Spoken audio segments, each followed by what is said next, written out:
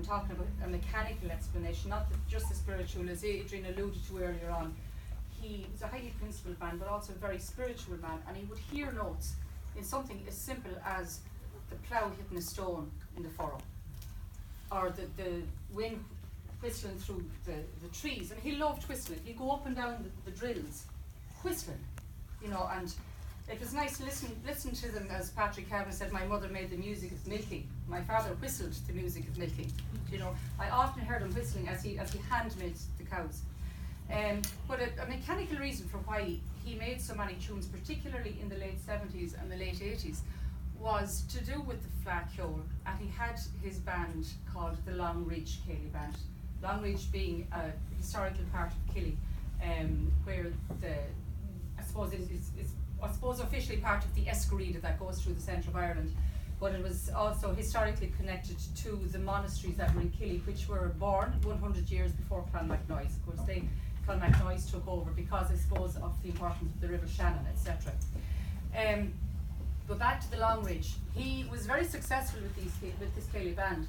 And at the same time, there was a band in Nina in County Tipperary called the Ormond Ceilidh Band, and its leader was Paddy O'Brien, the famous composer from County Tipperary. Now, they were very friendly with each other, but they were also great rivals.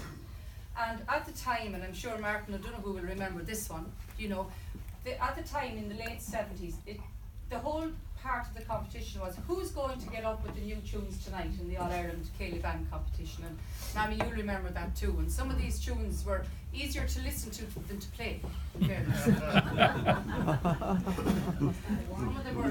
of them were, as we'd say at home, they were devils to play.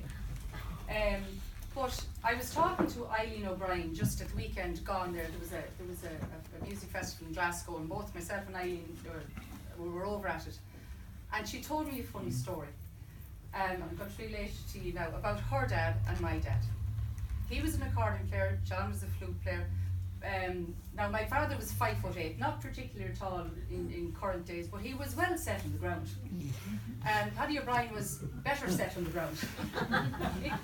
And they both at that stage found it particularly hard to buy suits, so they used to get their suits handmade. But they turned up to this particular competition one night, both of them in a suit made out of the same material. And it was funny, I heard that and I said, you know, for all the rivalry, and they're great, they thought the same, you know, they liked the same things, it was funny. Anyway, these two tunes, the Cle Hornpipe, so named by a concertina player from County Clare called Chris Droney. You might have heard tell of Chris Droney. He's about 93 at the moment, it's still playing, God bless him.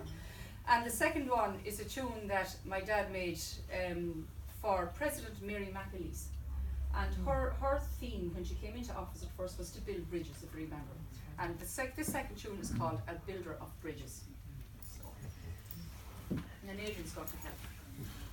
I'm not too sure how much, but let's start off.